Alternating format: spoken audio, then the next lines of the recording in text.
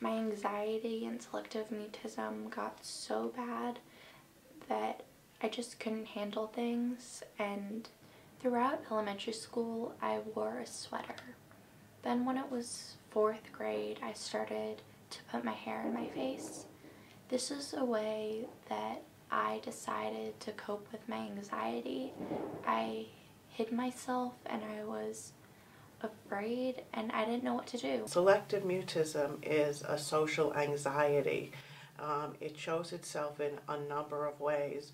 The major way, which is obvious, is that they shut down and don't speak in certain situations. They call it selective because the children are not unable to speak, but when they're at a high anxiety, they can't speak at all. She would shut down and get very stiff with anybody that she wasn't familiar with. Although it was pretty sporadic, she would speak to people that didn't know she had selective mutism. She was diagnosed at 3 years old. After the preschool she was going to recommended that we go to our school district to try to get some help. We went to the school district and they evaluated her. She did end up being qualified for special ed services, but they denied giving us services at that time. So they suggested we go seek outside help. I had a lot of problems trying to explain what selective mutism is and what her needs were to the public school system. In my daughter's case, she shut down altogether, so she wasn't taking in information when she was in that selective mutism state. Eventually I had to get an advocate and get a lawyer, and it took a long time, but we had to outplace her into a small therapeutic environment. A lot of the children that have come here have not had a good experience with school.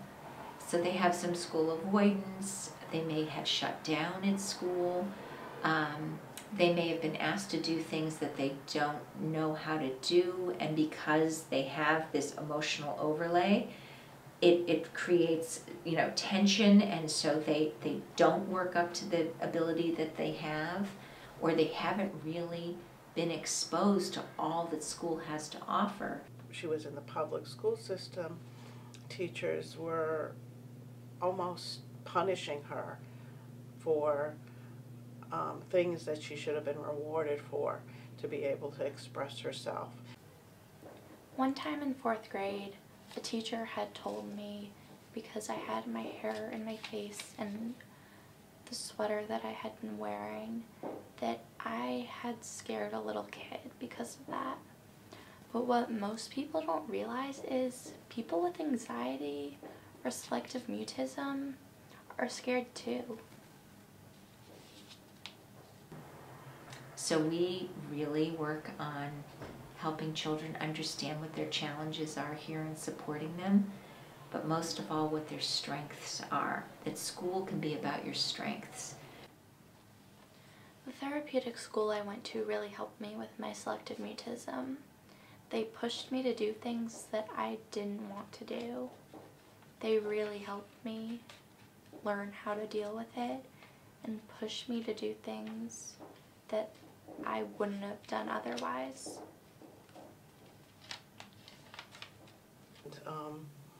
And they understood how to bring her out of her shell. She felt safe in a small environment of only 30 children with many therapeutic teachers. And she was able to express herself, find her voice.